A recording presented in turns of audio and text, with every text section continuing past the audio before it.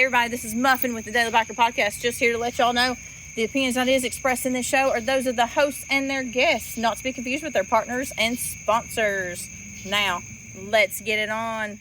Hey guys, this is Sean from the Bikes and Beards YouTube channel, and you guys are listening to the Daily Biker Podcast. You're gonna love it.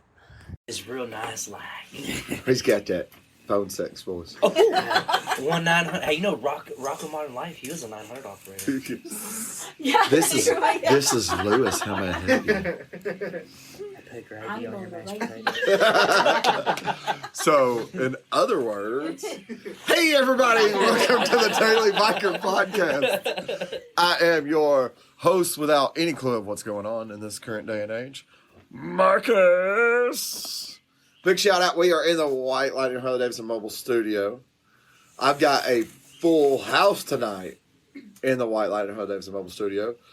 I've got my main man, my co-host for most of the episodes, unless he decides not to go travel with me for some stupid reason. Unless he finds somebody better.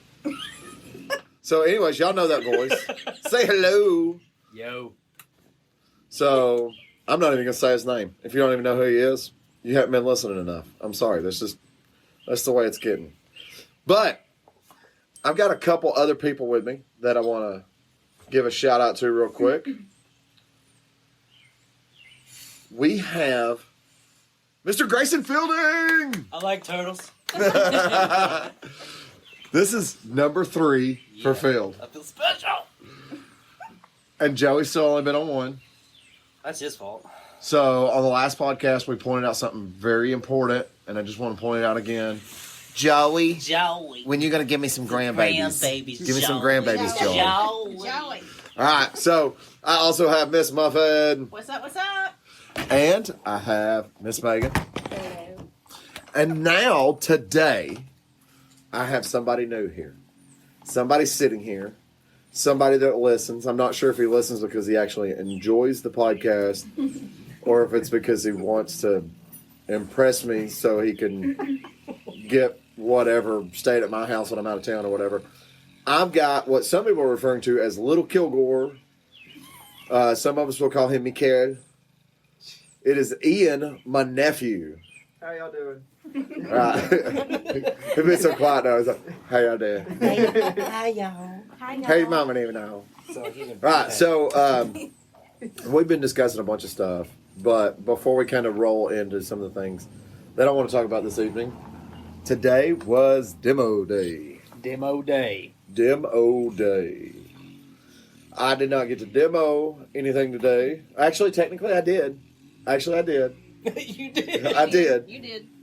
I rode the Iron E16, the E16, the little bicycle. Oh, yeah. The brushless motor bicycle. I did ride that. I demoed that.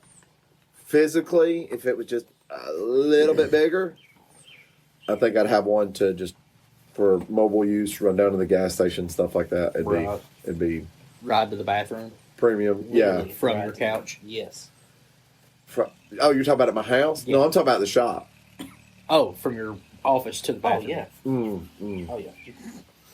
Yeah, because the bathroom is a long way from The only office. problem with that bike is it doesn't have spokes.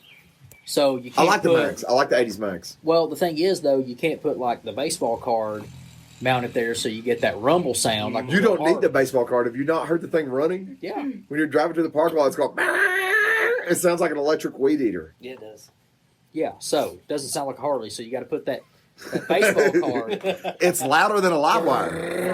It's louder than a live wire. On the shadow. You know, if it did have spokes, though, I could put the little plastic things around the spokes that when you are rolling around, it's going ting ting ting ting ting. Yeah, where that's true. Yeah. But I don't think I'd want. I could do the Coke can on top of the tire. Ooh, yeah. Yeah. That's some Yeah, old that- school stuff. That'd be. So, Phil, you didn't ride a single thing. Actually, no, Phil I did demo. I demoed something. Phil did demo today. Wow, this is, I didn't even think about it. Phil, tell us about your demo experience. Well, I got to demo your motorcycle, Okay. and I had to give the keys back before I took it home.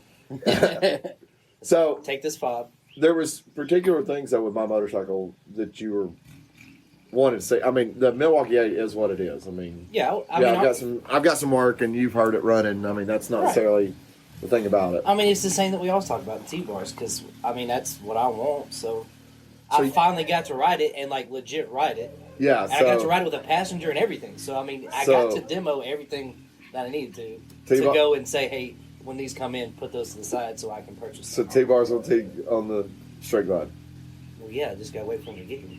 Yep, 100%. 100%. 100%. 100p. 100p. All right. And Lewis, I don't know what all you rode. So I didn't ride as much as I wanted to, but I got to ride what I wanted to. I didn't get to ride the Fat Bob. I really wanted to ride the Fat Megan got to ride the Fat Bob. Okay. But I didn't make it back around to that. So I rode the Lowrider S. Yeah. That was a pretty cool bike. Yeah, that was Midnight Crimson. I think it had a Stage 1 kit on it. I know it had a heavy breather. Did it have exhaust on it, slip-ons? No, it didn't have exhaust. Okay, so it must have just had the heavy breather kit on it. I think it did, yeah. Okay. Yeah, I mean, it was a comfortable bike. I loved the way it fit. And honestly, it was one of those bikes that the only thing that I would do to that bike is probably put exhaust on it. Other than that, I mean, for me, it was good to go as is. Well, so there's a Midnight Crimson in the shop right now waiting on a banjo bolt for brake line. But it's got 8-inch or 9.5. It might be 9.5. 9.5, yeah, 9.5 pullback risers. Yeah. Side of one seat. And Bassani exhaust. Yeah. That'd be a good setup. I think that'd almost be a premium setup. Yeah. So I've got to ride lowriders a little bit. The peg position is really awkward for me, but I've gotten so used to floorboards now. Well, the peg position on that one, that was my only complaint. But like I was telling you when I got off of it, I think it's age more with me than it is the motorcycle. So my you're right almost 60. hip, yeah. So my right hip, for whatever reason, and it doesn't on the FXR2 when I ride it. Yeah. It starts to like cramp or I don't know what the hell it's doing. I kicked you in the hip. Did that help any? I didn't get back on it, so I don't know. Okay. So what else did you ride? You rode lowrider. Rode that, and then I rode the Pan American for the first time.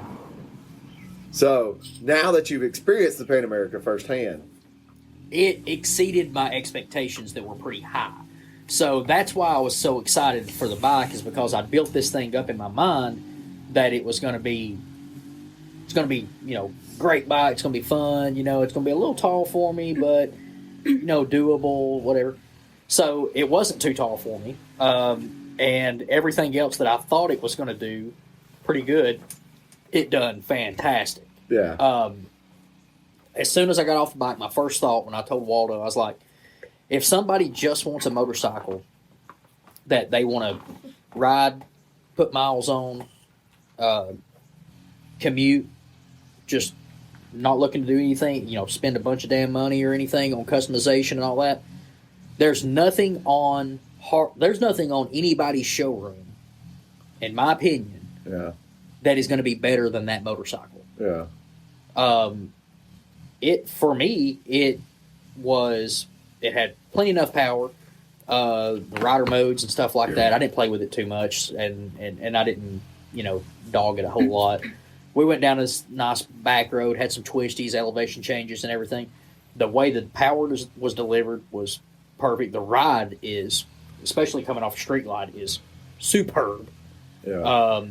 Comfortable. I don't have anything bad to say about it. So I tell you what, unfortunately, people that have bought one, or people in my position, are the only people that have got to experience riding the motorcycle at night. So I'm sure Waldo kind of explained to you a little bit about how it's got the adaptive headlights, like some of the higher end cars do, like Volkswagens. Dude, that light is awesome because it has a reflect and it goes, so it lights up on the right side, but reflects over to the left.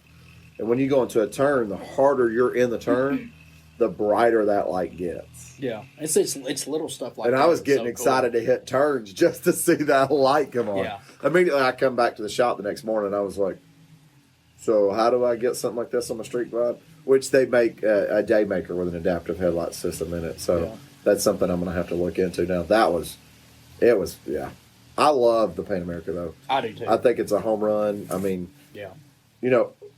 Price point, functionality, the accessories they have for it, the weight, I mean, everything about it is where you would want it to be. Yeah. The biggest thing that I say about the Pan America, and it's actually a huge compliment, I've said it to some people and kind of looked at me crazy. The bike, if it didn't say Harley Davidson on it, you would never know it's a Harley Davidson. No. And that's not a bad thing, because most people's perception of Harley Davidson is our Street Glide, is that Low Rider S, is the Fat Bob, those types of things. That's people's perception of Harley Davidsons in the current day and age. Yeah. That motorcycle is so superb that if you take someone that's riding a BMW GS, a Tiger Explorer, a Kawasaki, a Yamaha Super Tenere, any of those things, and put them on that motorcycle, they ride it and they go, wow. Yeah. That's an awesome motorcycle. So you saw the gentleman leaving today. He got the gray Pan America, traded in a V-Strom 1000. Yeah. So, I mean, and over the past couple days, there's more European and Japanese adventure-style motorcycles that I've seen popping up at the shop. Yeah. I've seen more of those at this shop than I did at the previous non-Harley-Davidson dealership that I worked at. Yeah. So it's like, wow, people really are interested. Like I said, I mean, I don't know any way that they could have made it any better. I mean, some people might go, oh, they could have made it a little bit shorter or da-da-da-da. I'm 6'2". I don't want it any shorter. Yeah. I don't even want the adaptive ride height that it has. Right. I mean, I literally would go top of the line, S model, non-ride height adjustable. Yeah, I mean, I would definitely want the ride height adjustable, but we got 3 feet of height difference between you and I. Yeah, I mean, but the bike, to me, it seemed like it was just the perfect all-around motorcycle. Yeah. And, Harley or not, whatever, the good thing about it being a Harley is the fact that what we talked about on the last episode that we did, now the service that you can get with a Harley, you can get on a bike like that. So that gives somebody that's going into that market that a dealer, peace of mind they never had. Dealer network. And that's the thing, too. Just imagine now, once aftermarket companies start coming in on the Pan America, you go way beyond just a dealer network. Yeah. For anything that you may need on that motorcycle. Yeah. So, but the three of us are not just the ones that rode motorcycles today. Megan. Yes. Yep. You got to ride something today. I did. What did you ride today? I rode the Fat Bob. Yeah. Fat Bob. Yes. Yep. I want to call it Fat Boy. I don't know. That's a different motorcycle. That's totally different. So, what did you think of the Fat Bob? I never rode like new bikes, so that kind of threw me off a little bit. It was just too smooth. So I don't know if I like that, but the bars, I wasn't a fan of the bars. I think the bars might be a little wide on that motorcycle. Yeah, but it was fun. I didn't have any other issues with it. The brake was too close a little bit for my feet, so my feet kept slipping and hitting the brake. Okay. But other than that, it was pretty nice. It's good for short people. Yeah. It's the stature of that motorcycle is kind of fun. It's a really interesting motorcycle. I really like it. I put some miles on one of those too. That's definitely a motorcycle. Now, obviously, you had on a full face. Mm-hmm. That's a motorcycle that you need a small fairing or a full face helmet. That's all there is to it. The wind was rough. Yeah, well, especially today, the wind was extremely rough. Yeah. I wanted her to get on the Softail Special or Standard. I wanted her to ride the live wire. Me too. Oh, yeah, Me the too. live wire. I forgot about that, yeah.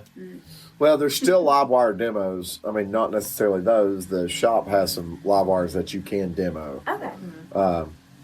So the same thing with the Pan America. The Pan America is the shop's demo motorcycle. So anybody that wants to come in to White Lightning and demo that motorcycle, having a license, I must put that out there. There are people that show up wanting to demo the motorcycles that don't have license, and it's like, well, I'm sorry. They just kind of look at us like we're crazy. It's like there's a legal thing about this.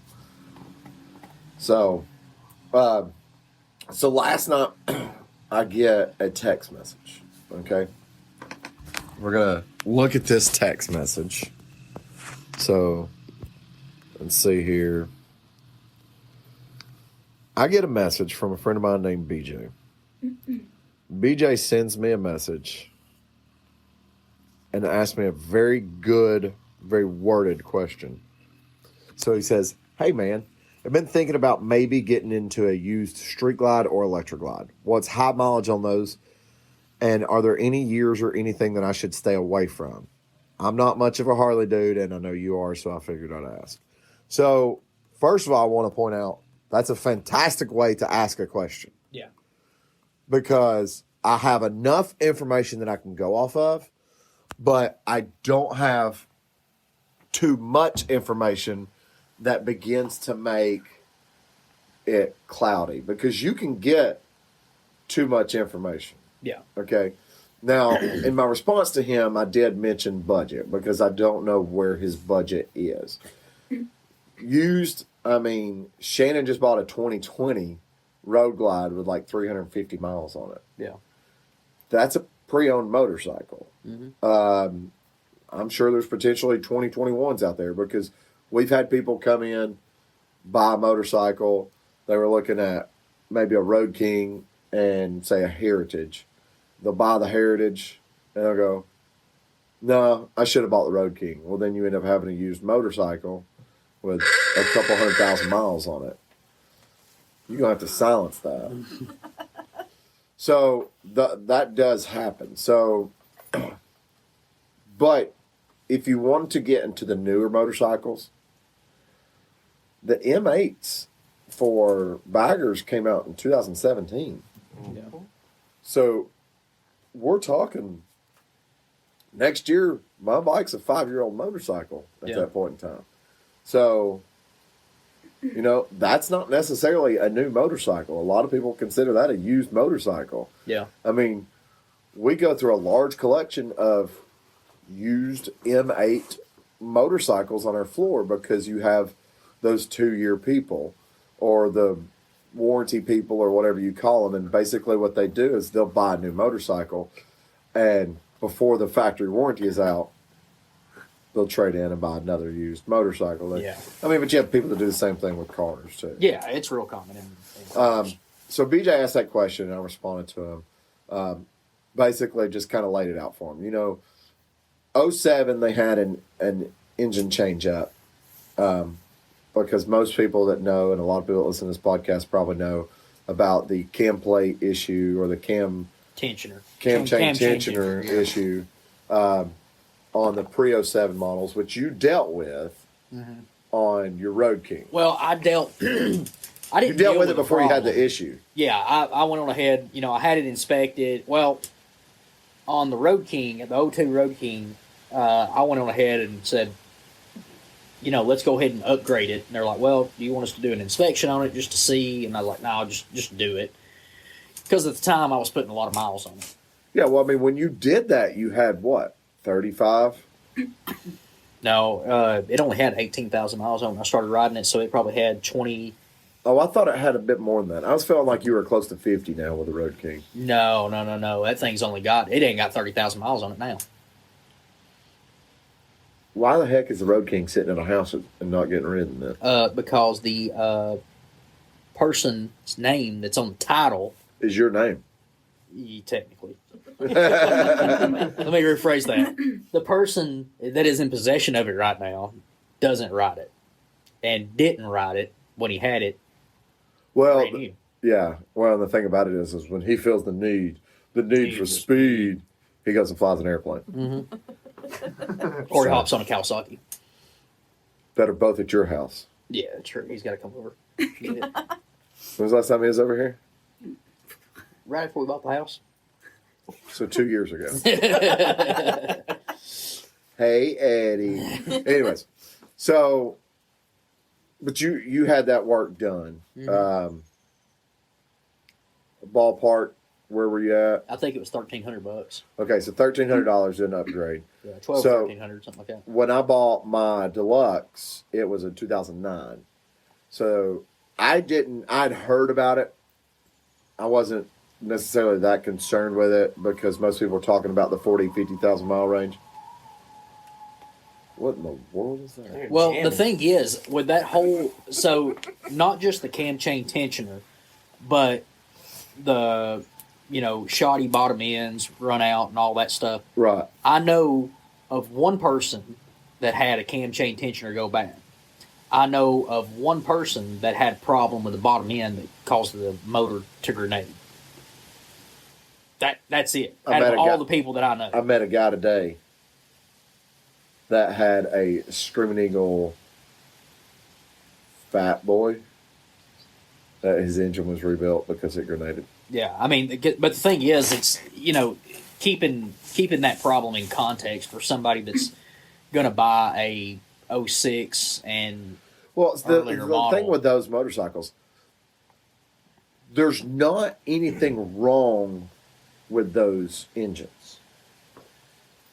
And I believe it's less than 5% have actually had an issue. Yeah, but if you read the comments on somebody's video on YouTube... Oh, you think it's 95% that have had an issue? Exactly, yeah. So, out of all the people that I know that have Harley Davidsons, all the thousands of people that I know... You don't know 1,000 people? Don't flatter yourself. I know of 2 people that have had a problem. You know 2 people that have Harley Davidsons. I don't know why you got to make yourself sound a lot better than what you are. I am better. Okay.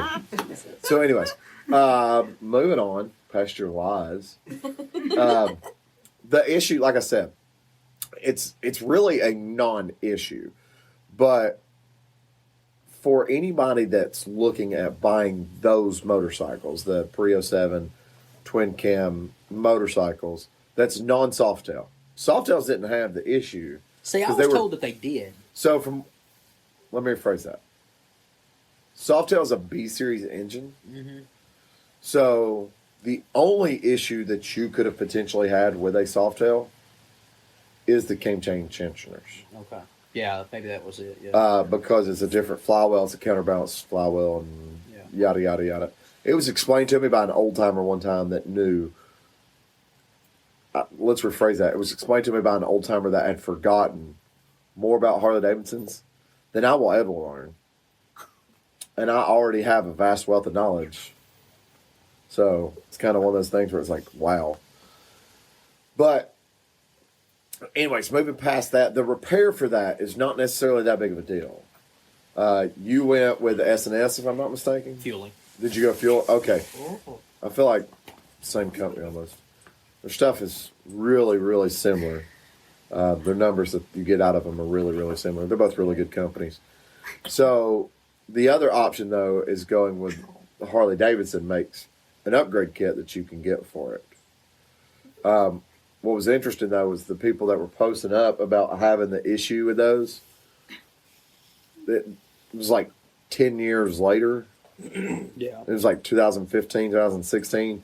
When people were really starting to kind of get into having those issues, you were starting to see, I mean, there was some 13, 14 type stuff, but you weren't seeing it in 2006, 2007. Right. There was guys with 50,000 miles on a 04 in 2007.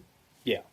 So I'm wondering if it's that range can break down to even smaller. Might possibly be able to. But either way, there is a fix for that. Yeah. And if you do find one of those motorcycles that has not had that done, you could use that to your advantage. Yes. To get the price of the motorcycle down. Case to your point, one of the guys at work, one of our customers at work, he's wanting to get into motorcycles again. Okay. And he's wanting a tour because he's going to be two up with his wife. Yeah. And so he's going to buy Pan America. He was thinking about a Fat Boy. He's rode the Fat Boy before and everything. And I said, here's the thing. I said, you got to set up your boxes, and then go with a bike that's going to check most, if not all, of your boxes. And I said, the first thing I said was, "Are you riding 2-up?" He said, "Yes." It was actually my wife's idea. She wants to travel around on the back of the motorcycle. I said, "Okay, well, the fat boy's out." Yeah. I said, "Now, are you saying that your first choice was a fat boy because that's what you're familiar with? That's what you rented a couple of times to ride.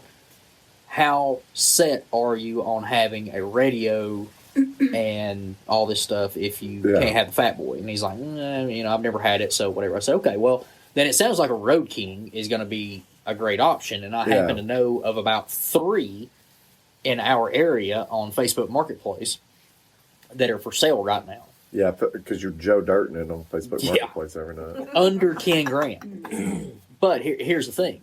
So you get in these things. Let me back up for a second. So I messaged one of the guys that has one just like the Road King my dad's got. Right. Same color, everything. Okay. That's a good setup. And I said, hey, I said, got a guy that's interested. Has the cam chain tensioner been inspected, or have you had the upgrade? And he messaged me back and said that he wasn't sure, which means he has no idea what I'm talking about. Right. So,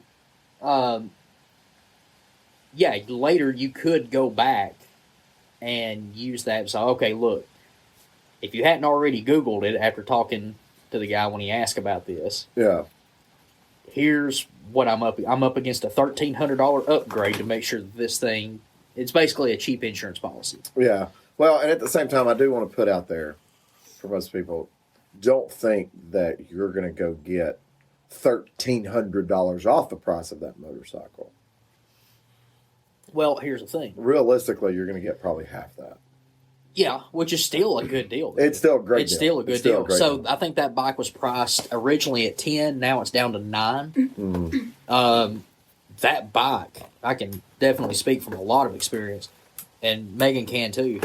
That motorcycle, even though it's 20 years old, is an awesome motorcycle for 2-up riding, touring, traveling, whatever. And for less than $10,000, just say if you do the upgrade, if you give $9 grand for it, and you do the upgrade, you're in it for what, 10.3 now? Yeah. What else are you going to buy? Well, at the same time, at that same motorcycle, the depreciation on it where it's at, you can't get beat on it. Yeah, you're not going to lose any money. Well, and you can't buy anything else. What are you going to go buy for $10,300 that's going to check all the boxes and be what you want in a motorcycle? Well, and that's the thing. Most of your $10,000 bikes within 5 years are going to be worth less than $5,000. Yeah, I mean, what are you going to buy? In 5 years, that bike's still going to be worth $85,000. I mean, at 10.3, you're going to go, okay, well, here's a lowrider from 2004, 5 maybe. Yeah, I mean, 10,000. You could get. I will say this: you could get into some early 2000 baggers. Period. You can get electric glides and. But you still got to spend that $1,300-$1,400. Correct. You're going to be exactly the same motorcycle. Yeah. So now you're bumping up again. Yeah. I mean, well, you did it right on the aspect of checking those boxes. I mean, straight up, if you're going to be touring, I know guys do it on Softails. Just do it on bagger. I mean, if you're touring, like Bill's bike, the Softail he had, if you're going to be touring, awesome bike. If you're by yourself. But when you put 2 people on a Softail, and again, Megan and I know from being on the bike that she's now riding by herself, it could be done better. Yeah. It leaves a little bit to be desired. Well, so, like I said, I responded to him, explaining to him, pre-07, it's not a stay away from, per se, but it is a check into the upgrade factor. And then I went on to explain to him that in 2017 was the engine change. Yeah. The other factor that he asked me about, and we've talked about it multiple times on the show, was what high mileage was. Yeah. Well, let me start by prefacing by saying high mileage is not as much of a factor as low mileage is. High mileage is harder to find than a low mileage bike. Well, in the used market. If someone is talking about a bike that the average on it is 1,000, 2,000, 3,000 even miles a year,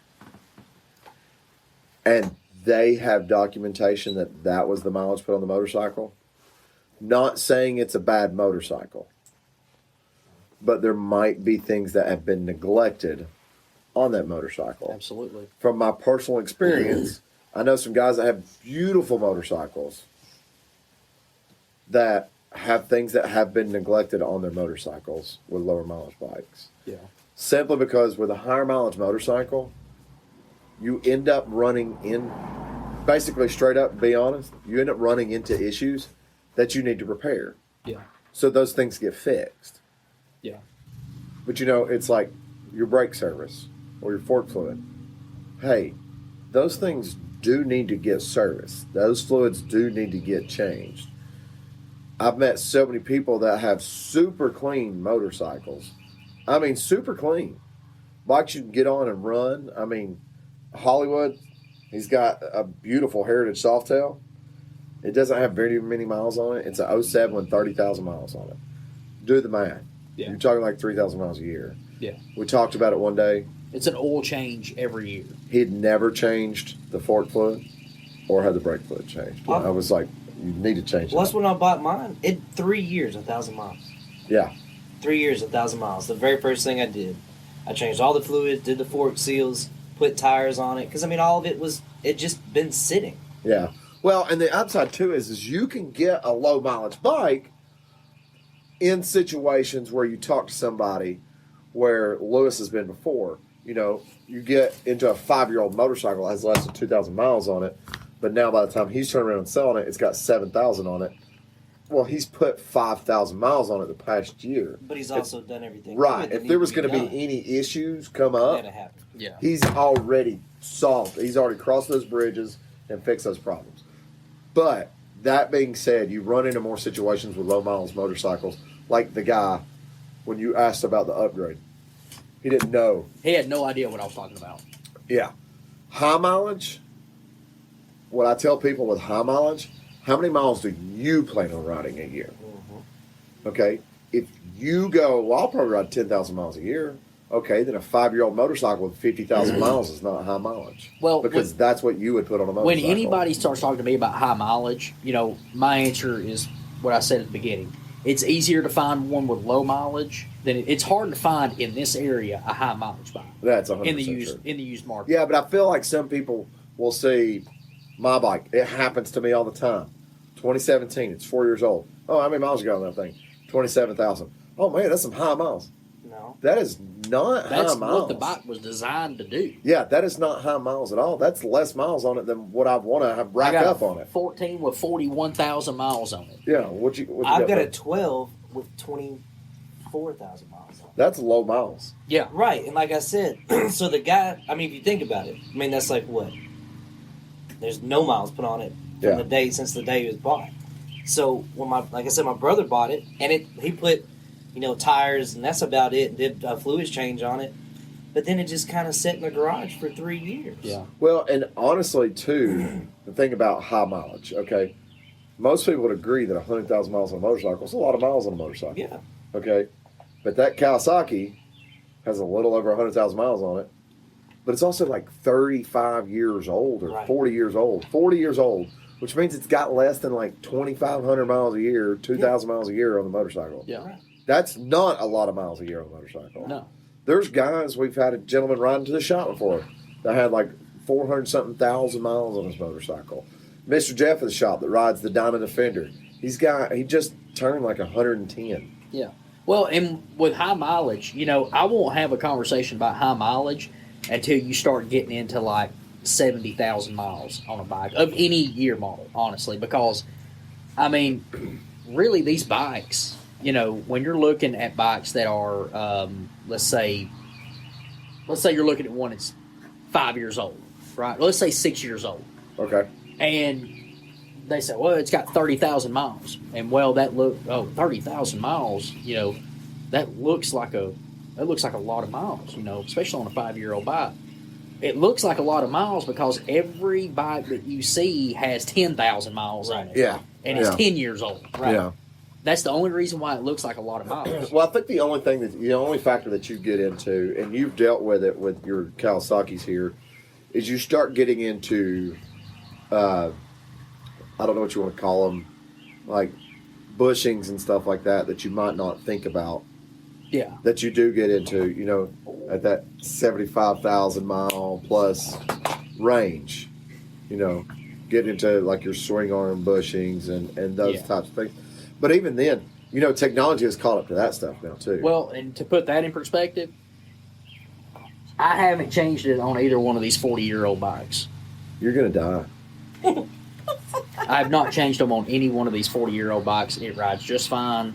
There's no problem. So, if you're looking at a bike that's 10 years old, you can take it from me. You ain't got to worry about the damn bush arm swinging. Well, let's talk about that for a second. Swing arm bushing. I said bush arm swinging. Bush arm swinging. Bush arm swinging. Bush arm swinging. Coming out like a pro wrestler.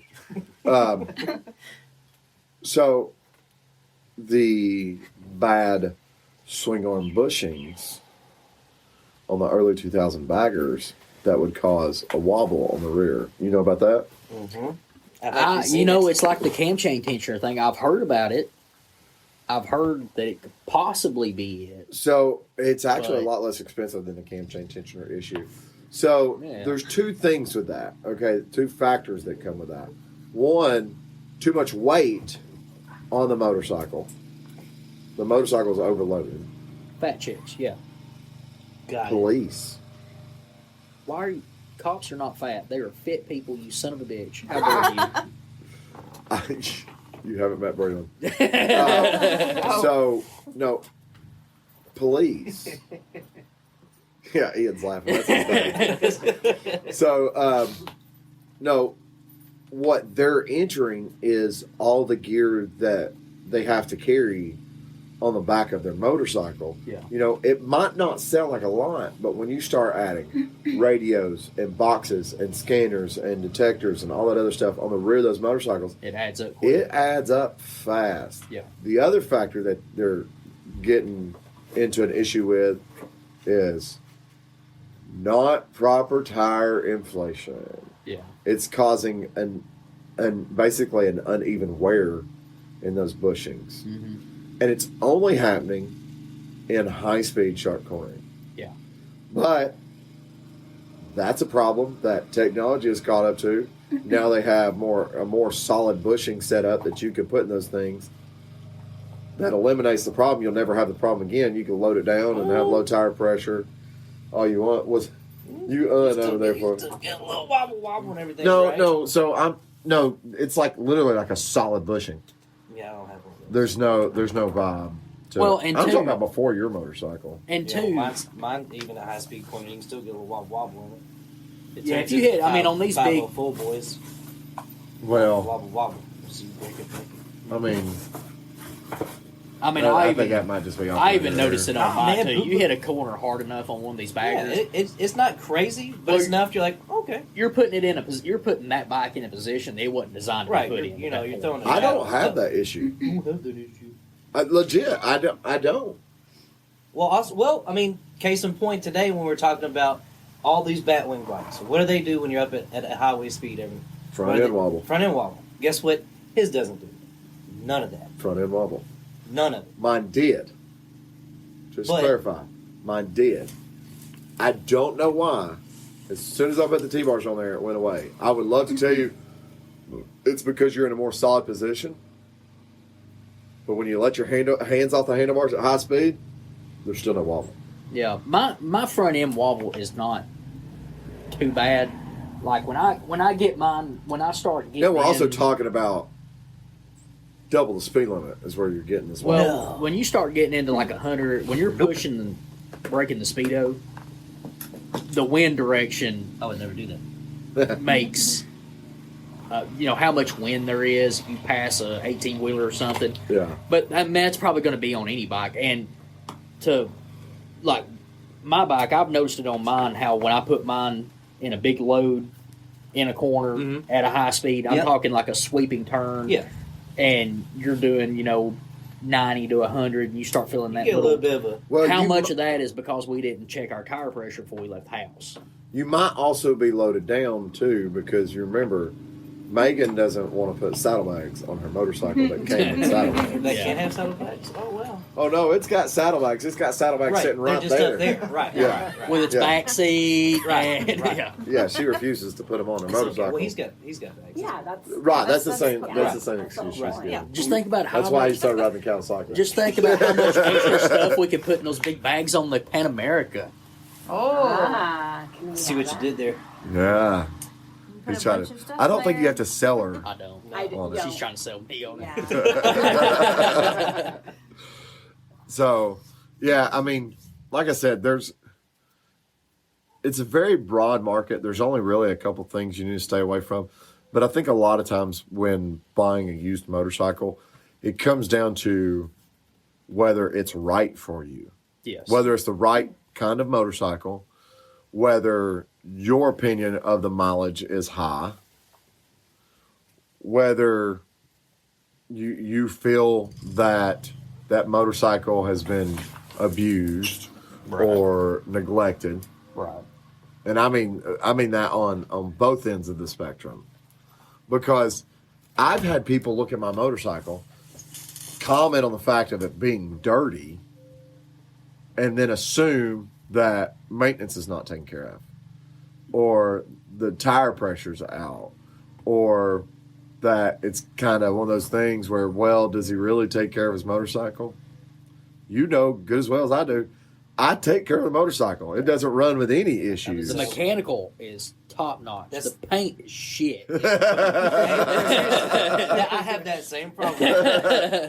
But I mean, that is the only thing, literally, at my house. You can ask Spike, Joey, all of them.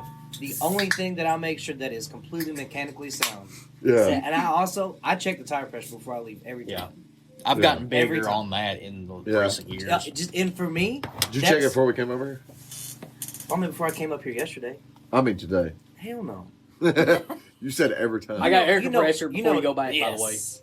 You know what I mean? I mean, that's literally. So I did all my cams and everything. I had 1,000 miles on it before we came. No, I had 2,000 miles on it before we came down to Panama. Yeah. I just swapped all the fluids. I was like, you know what? Let's do this. Yeah, well, why wouldn't you? I mean, you're already having to replace the engine oil that's in the bike. Why wouldn't you just Well, I mean, that's what I'm saying. My truck. 2 more holes? So Let's get it listen, taken my care truck of. has 400,000 miles on it, and I didn't change the oil for a year. Well, Well, to be fair, to be fair, to be fair. it's a diesel. yeah, and that's worse. Aren't you supposed to be able to go like No, you're supposed to change that stuff 30,000 like miles? every 5,000 miles. Shannon's truck was like every 30 on his D-Max. Right, but mine's also an 08, where his is, not. No, his pre. We're talking like, what was that thing? Like 03? No, if it called for 30,000 miles, then he got some magical one that I ain't never heard of. Called Chevrolet. Right, that's not how that works. But you have a Dodge. Right, even a Chevrolet, it's a diesel. They have to be serviced. I mean, don't look at me. I mean, But no, I what I'm, change my what I'm oil saying every is like you 5. said, because like literally, if you look at my bike, there's scratches on the fairings, there's scratches everywhere. It sleeps all the time when it gets tired. yeah. But I make sure everything. I'm literally make sure that everything's mechanically sound all the time on that thing, Yeah. and that's the only thing that I do that on. And I make money with the Dodge, and I don't take care of it. Which is, so, Yeah, you don't even make sure that your lawnmowers are taken care of. No, I don't. How long did you cut grass for before you realized the blades were not actually sharp? No. I knew they weren't sharp, You just kept cutting the grass anyway. so I couldn't get them off. I couldn't get the blades off. Okay, I had to go get a half-inch impact, cordless impact, to get them off. Which, no. And then even then, I was like, "Oh, great! I'm gonna have to buy a spindle." So, yeah, I mean, Used motorcycle is one of the biggest points that I would say. We've talked a lot about tours because your guy's asking about a tour, my Yeah. guy's asking about a tour, and it could with the like the 02 or I don't know if it's no, it would be 02. The earlier model tours. You start talking about carbureted bikes. yeah, So this goes for any carburetor bike, from a dirt bike to a real early model Road King. Nobody, and I've said this probably 3 or 4 times in this podcast, nobody sells a motorcycle that just needs carb work. Because carb work is too damn cheap for somebody to drop a price $2,000 on a motorcycle because it just needs carb work. Yep. That does not exist. I want to put an asterisk on that. Anybody that has a multi-carb motorcycle, and when I say multi-carb, I don't mean 2, 4 or plus carburetor. 4 or more carburetors. Because there's 6 carb bikes out there. Okay? If it needs carb work, they might sell it simply because there is no telling how much a shop is going to charge you to sink your carbs. And even then, there's no guarantee. Exactly. Yeah, there's no guarantee because chances are that's not what's wrong with the bike. Well, chances are you got a bike like that and it's needing carb work. Like if you found the KZ and it's like, oh, it needs carb work. Yeah, it's also got 2,500 miles on a motorcycle that's 40 years old. Right. All right, keep talking about cars for a second. I want to see. Hold on a second. He's trying to find a magic book. This is his handy dandy It's got a notebook. cover It's letter. his handy dandy notebook. It's got a handy cover dandy letter. notebook. Let me get- He's oh, I know what this is. Uh-oh. It's his motorcycle maintenance receipt book. Yep. Oh god. This man Everything is organized. organized. Hey, What bike is this more on? power to It's him. going to be on the KZ There's 2 of them. 900. Okay, on the LTD. 100. Okay, so I had him completely take off and redo the carburetors. That's Okay. one line item on here. And, But you're just talking about cleaning them. yes, he didn't have to replace them. Okay, so I'm not talking about replacing. When I worked at the previous dealership, they would not do a carb sync on anything that had more than 2 carbs. Well, I seen a 'Cause the time comment from consumption somebody of who it. used to work at your old dealership, so that doesn't surprise me. Well, that individual was not a mechanic. Obviously, he was an idiot. I think we can mention that because obviously he doesn't listen to this podcast either. I don't give a shit. I'll deal with it. Okay. Carburetor kit, $93. The inspection was $80. So $93. And then This was done by a British guy? Adam. That's fucking awesome guy. So 93 plus 80 in labor for 4 carburetors on a 40-year-old bike. Nobody sells motorcycles because they just need carb work. Preach it. Asterisk. Preach it. I will say it to the masses I all will, over the land. I will stand right behind you every single time going, asterisk, Asterisk. asterisk. Give me your receipts. Yeah. Hashtag humble brag. So, did we lose a man already? You went potty. He had to go potty. He's drinking out of the toilet. I bet he's sitting up there right now trying to figure out how the bidet works. He's like, oh my god, they got water fountains in their bathroom. It's awesome. That was filled. This is delicious. So, Ian all right. drowned. How? He went to the bathroom at Trey's house. All right, so we're approaching the end of this podcast. Oh, so sad. I am going to do something completely different. Me and Phil did this last night. Oh, yeah. Oh god. Are we sure we're allowed to do that on the podcast? Is this allowed? I don't know. I was upstairs. He was downstairs. I have no idea what he did after the lights turned out. We're going to play the alphabet game. This should be interesting. All right? Do you understand the rules of the alphabet game? No. Okay. There's not too many rules of the alphabet game. No. All right, good deal. All right. So I'm going to give us our topic. Our topic is going to be motorcycle, whether it's make, model, parts, like a part of a motorcycle, or a company that manufactures parts for motorcycles. Okay? For each letter of the alphabet, you have to come up with a company. And we each can't say the same company. Now, as soon as you have a name for a company, Shout your answer out. shout your answer out. Okay? I'm sorry. Repeat that again. What was that last part? As soon as you have the name of a company or a part or whatever, Yeah. just shout it out. Oh, okay. So, Heather, I need you to keep track of the alphabet because the three of us can't spell. Well, she had to last night. It was I hard. had to Yes. last night. It's fine. Okay, so obviously, first letter of the alphabet is A. A. Aprilia. Oh, man. He's so fast. Axel. He's trying to cheat, and he's like, never mind. What you got, I Phil? don't know. Look, we ain't gonna take all night on this one. I know. It took us 45 minutes to go through TV shows last night. And you figured that would be hard. Then we sat there and thought about a whole bunch of them. Yeah, well, I mean, What about an Axel Nut? yeah, there you go. All right, so we're on to B. So, Oh, man, that starts with a C. so a blockhead. Okay. Blockhead's a nickname for an Evo. B series. Blockheads. It's also a YouTuber. It is. Blockhead, yeah. Yep, it is a YouTuber. What'd you say? B series engine. Does that count? Isn't that a Mazda thing? When you got A and B series engines. Oh, you're talking about twin cam, like I said, twin cam B series? Okay. Can that Yeah, count? I'll give it to you. What you got, Thanks. Lewis? For B, Yeah, I really can't think of anything. there's for a big B. one that's under your seat. It helps your motorcycle start. Battery. That's a Mm. plot. Yep, so we're moving on to C. Caliper. Caliper. Let's do.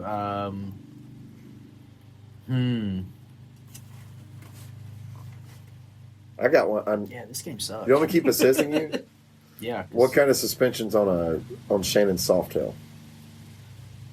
Shit. I have no idea. That'd be a cantilever suspension. Oh, okay. Yeah, I never thought about it. So a D. A D. Dark horse current. That's a good one. Ducati. That's a good one, too. No, it's not. He said the name. What did I say last time? Dang, did we do this already? And I already suck at this. Yeah, game. what kind of exhaust is made in Texas? D&D. All right.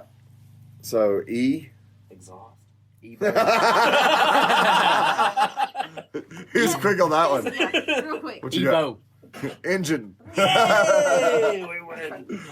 Where we at? F. Yeah. Yeah. All right. Gauge. Fuel pump. Fueling. Yeah. G. All right. Gears. Oh.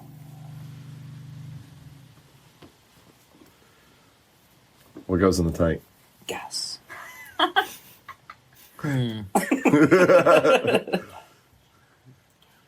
Yeah, that's the first thing that popped in my mind. But I was like, it's Let's just say stupid. it. It's Yeah. like you go to the I'm gonna say the next stupid letter. ones. I get it. Gauge. Yeah, I mean, that's it. H. High output. 103. Halogen bulb. Oh, that's what I said last time. Dang it! You got me again.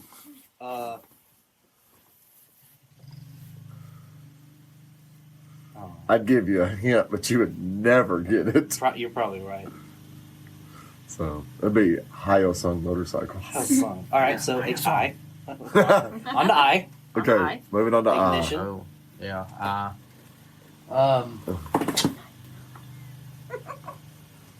Intermittent timing. Intake. J. J.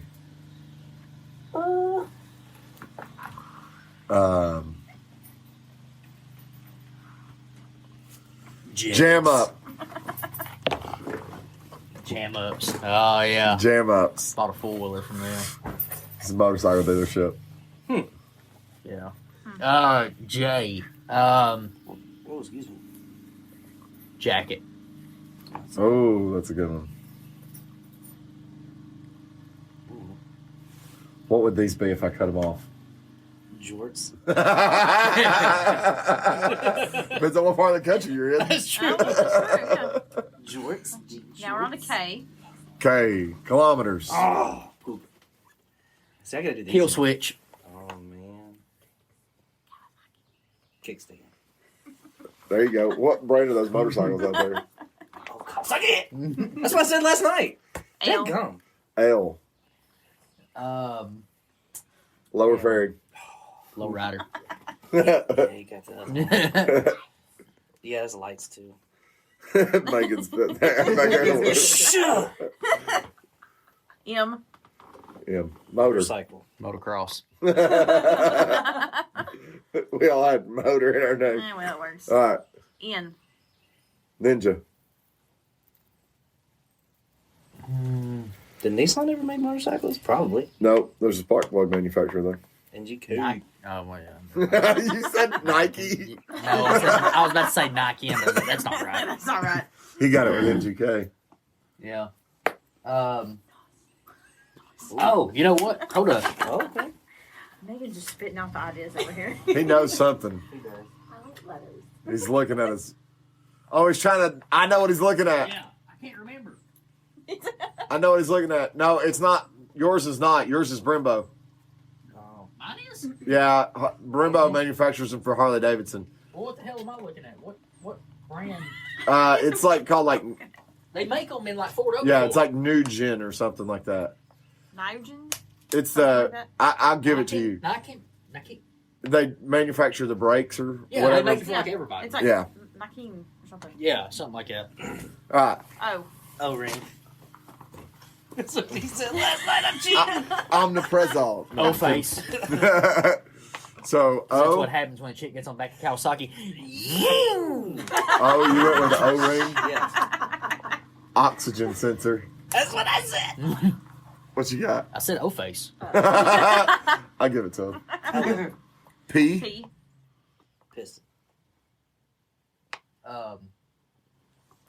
Pissed off That happens a lot. when your neighbors hear your exhaust. That does happen. We know that feeling.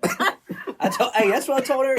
Wide awake, 11 o'clock. I started up, and when your neighbors say like this. Gave me a So stank face. P. Wow, that's actually kind of a Prince. What? Purple Rain, baby. Purple. Purple Rain. But that's what you listen to when you go down the street. And It does 100%. sometimes. 100%. When Doves Cries, my jam. Where are we at? Q. Q.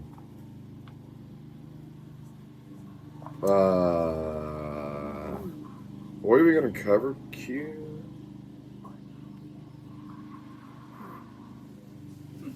Wow. Do they make a quad piston? Brake time. Nope, but they do make a quad cycle. Oh, they do. Thank That's you for giving me that. make a quad cylinder. Yep. Whatever. Whatever. Next. R. Rokon. Rotor. I want Rotax. one. Rotax. Boo. I said rotor. That's still I a want a good I know Rokon. that's it. I'm gonna have a Rokon. S. S. Stash tube. Suzuki. Built well. Silence. I know what you're talking about. Mhm. Yeah. Silencer is a part. T. T-bar. Titties. You motorboating son of a bitch. For when you ride a Kawasaki. Tombstone.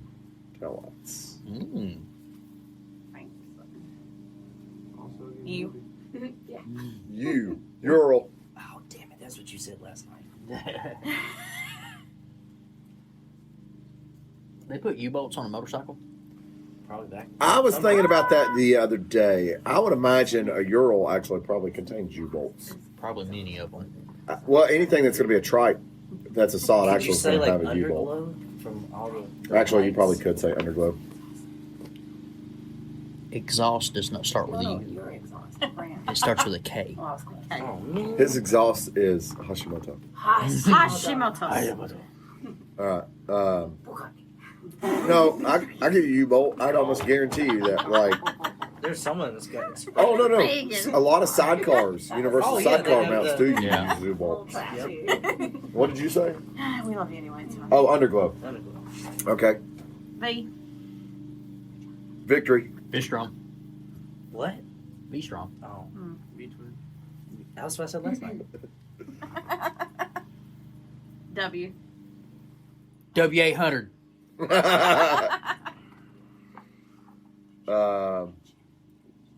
Windshield. That's a good one. Wind jammer. Mm. Windjammer. X. X-Pop. Xylophone. I said Xbox last night. I also said xylophone. Me for almost every X. But I used X Pop last night because Heather was like, "There's an X Pop on a motorcycle." I go, "That's what's on Trey Street Glide." Did we look up Zephyr? Zephyr starts with a Z, and that's made by Lincoln. Stankin'. X. X. XC. The Tiger 800 XC. Oh, well, I'm fresh out of ideas. But why? You've been riding for a year. A whole year, buddy. Ooh. All right. Why? Why did we play this game in the first place? That was your YZ. idea, bro. Yeah, Yamaha. YZF.